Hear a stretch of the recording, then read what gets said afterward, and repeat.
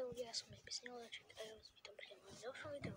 Dneska to bude proste ako si vytvoriť pas v Robloxe, napríklad, počkajte, ja vám to môžem ukázať, že proste ako v Robloxe si vytvoriť tento pas a s hocikoľkými Robloxami, tak to vám ukážem.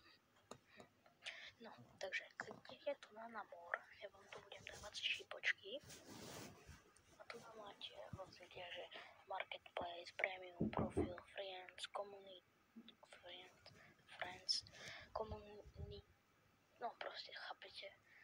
A tu na dole je Create, tu na nevidíte, kliknite na ten Create.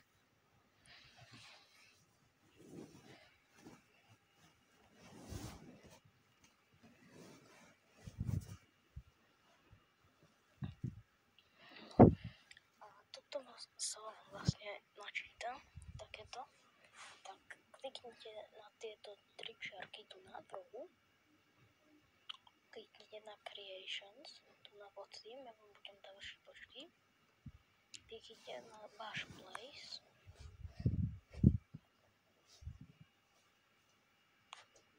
a tu vidíte, že sa vám môže ukázať váš place, alebo čo, kliknite znova na tieto tri čiarky. Choďte tu na dole a tu máte passes, space, neviem ako to povedať. Kliknite na to a tu nám môžete dať create a pass. Kliknite na to create a pass a napríklad pomenujte si ho tako, si ho pomenujem Nebysnelaček, tak. A môžete napríklad tu napísať, že buj, akože neviem, napíšte si to tam, čo chcete. Potom vidíte, že tu už sa vám dal ten váš pas, tak kliknite na ňo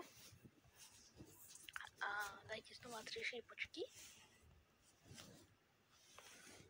a kliknite na sales, na pod tým a tu kliknite, že item for sale a tu si už môžete dať hociakú čiastku, ako by ste chceli, že koľko by vám mohol donatnúť, že proste napríklad, keby ste chceli 1 Robux, no 2, tak napríklad 10, hej, dajme tomu, že ja si dám 10, dajte save change, potom dajte túto šípku tunak a tunak, preklikajte sa naspäť ako vlastne do toho Robloxu, kliknite na home a proste vidíte, že sa vám vytvoril ten pas, hej, Nebysnelaček. A to je všetko, no.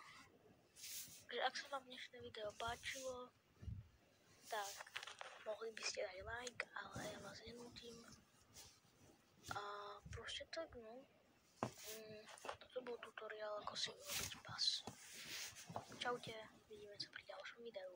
Zatiaľ. Čus.